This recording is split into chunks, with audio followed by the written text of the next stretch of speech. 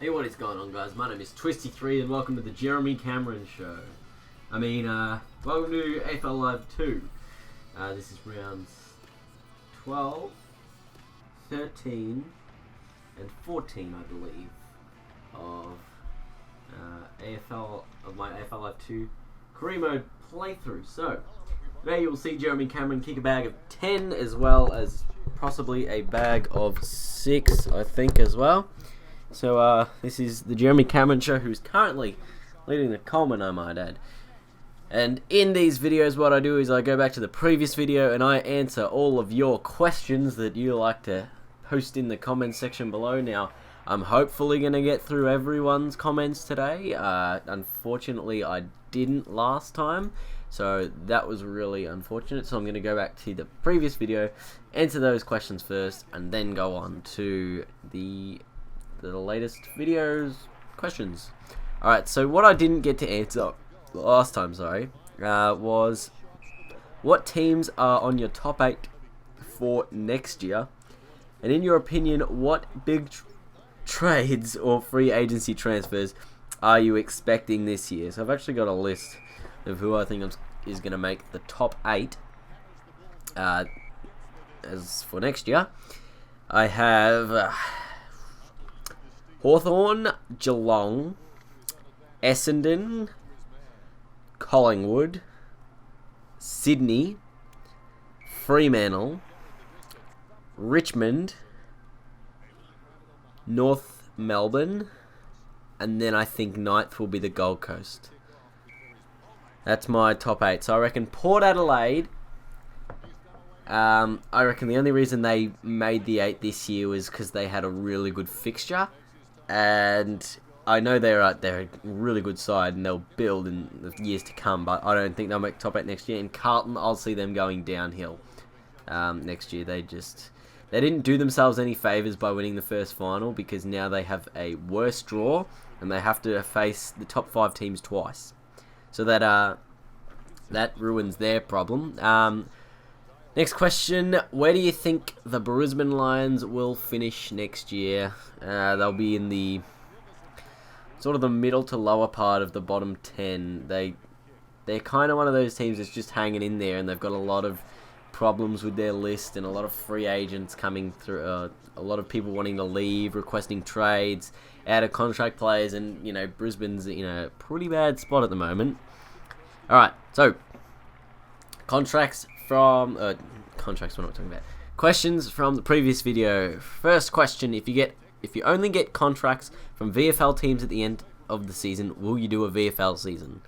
Well, I guess I have to, don't I? So I will if I end up getting contracts from VFL teams. Alright. Do you think they'll make AFL Live 3? I don't know when they'll make it. I know that they'll bring out a DLC for this pack, DLC for this game next year.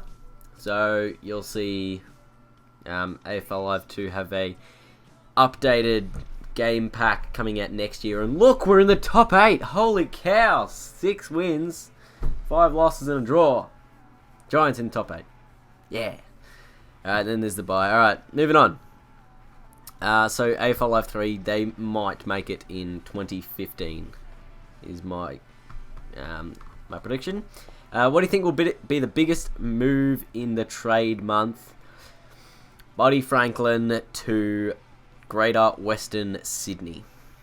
I just don't see how he could possibly turn it down, like 1.6 million for 3 years or something.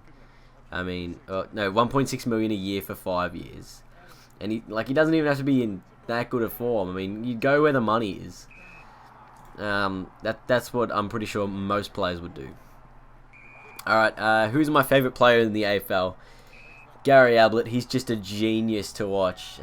He's just so good to watch. The only problem is when he's versing your team that you barrack for, and you're like, God, I hate him. Like those are the players that I really like, the ones that I hate because they're so good and they're able to tear teams to shreds really quickly. So Gary Ablett for me.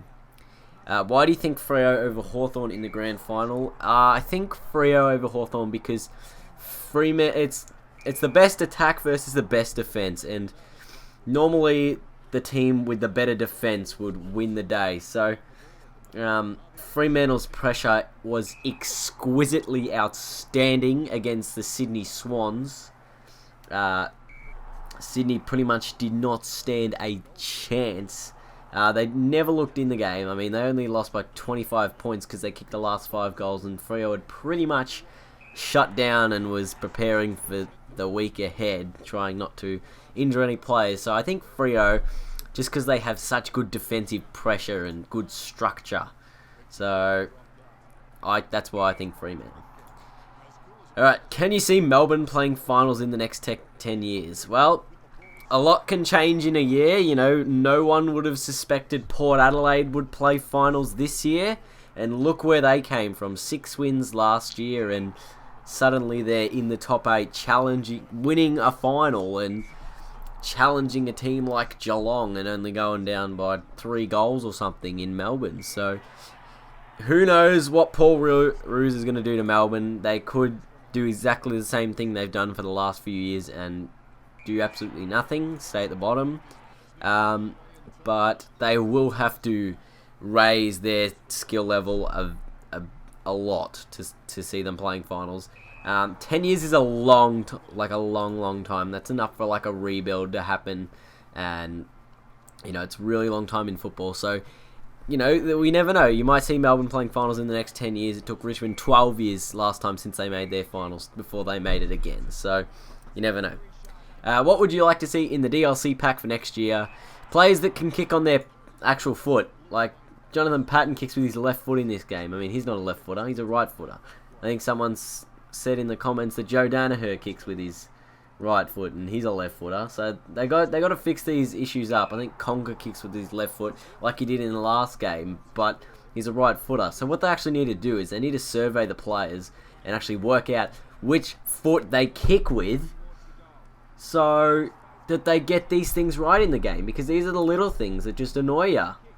I mean, if you're playing with one of your favourite players, and like Lance Franklin, let's just say Lance Franklin becomes a right footer in this game. It's like you just ruin the whole point of him spinning around going on his left. I mean, that's what you love to do with these players. You love to do their trademark things, and if they're kicking with the wrong foot, how are you meant to do that? Alright. Have you got Platinum on AFL Live 1 yet? If you tuned into the live stream I did a couple weeks ago, you'd have found out that I mucked around in the last quarter and ended up losing by a point in the grand final. It was pretty devastating and I was pretty angry. So those of you who came along to that was pretty funny. But yeah, there's no way I'm going to play 44 hours worth of AFL Live again to try and get a Platinum. Alright, next question. Who's going to win Richmond's best and fairest? Daniel Jackson, I think. Daniel Jackson or Trent Cotchin. I mean, they've both had really good seasons, so it's just hard to call, you know. You have to see what happens, and, you know, yeah. Next question. What country do you live in? I live in Australia, sir. I live in Australia. How much did the game cost? I think it was $68. So, I mean, pretty good. Thank God it wasn't like $100, because it shouldn't be. It's an Australian-made game, and it's made in Australia, so they don't like have to import it from anywhere. Anyway, here's Jeremy Cameron kicking 10. That's all your questions for today's video. If you want me to answer anything, you can leave that in the comments below. Also, follow me on Twitter. Link for that will be in the description. Like the Facebook page. Link will also be in the description. And subscribe to my channel so you can see more of this fantastic game. And I will see you guys in the next video tomorrow. Later.